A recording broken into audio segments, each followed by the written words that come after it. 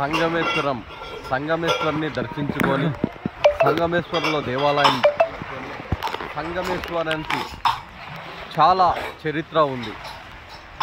7 నదులు సప్త నదులు కలిసిన సంగమేశ్వరంలో ఈరోజు దేవుని దర్శించుకొని ఈరోజు చూడముచ్చటగా ఉన్న మినీ సముద్రం సప్త నదులు గంగమ్మ సంగమేశ్వరిని దర్శించుకొని సంగమేశ్వరంలో దేవాలయం సంగమేశ్వరానికి చాలా చరిత్ర ఉంది.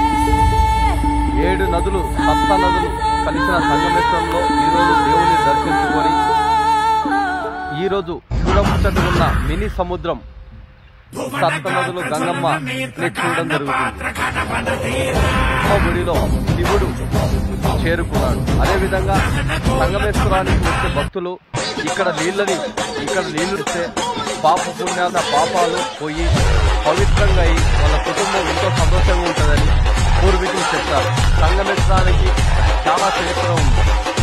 అంతేకాకుండా ప్రతి ఒక్కరిని కనులారా అలరించే ఈ నదిని చూసి పర్యాటకులకు ఇక్కడ వచ్చే ప్రతి ఒక్క భక్తునికి చూడముచ్చటగా ఉంది.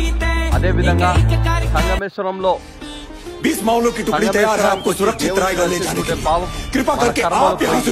మనము మన కుటుంబం చాలా సంతోషంగా ఉంటుందని ఉన్న పెద్దలు చరిత్రకారులు చరిత్ర ఉంది వీళ్ళంతా చెప్తున్నారు.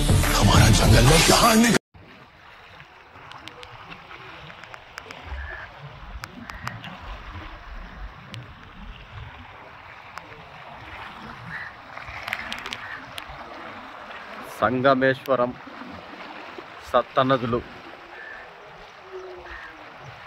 ఎంతో మహిమ కలిగిన సంగమేశ్వరంలో గుడి గంగమ్మ ఒడిలో చేరుకున్న శివుడు ఎంతో మహిమ కలిగిన ప్రదేశం. యాత్రికులకు పర్యాటకులకు చాలా చూడముచ్చటిగా కనపడుతున్న సంగమేశ్వరం సప్త నదులు దాదాపు 2 కిలోమీటర్ల లోతు ఉంది. దాదాపు కొన్ని మిలియన్ల వాటర్ ఉంది. అంటే ఒక మినీ సముద్రం ఇది. చూడండి, గంగమ్మ కలకలలాడుతూ రెపరెపలాడుతూ గంగమ్మ కిలకిలలు.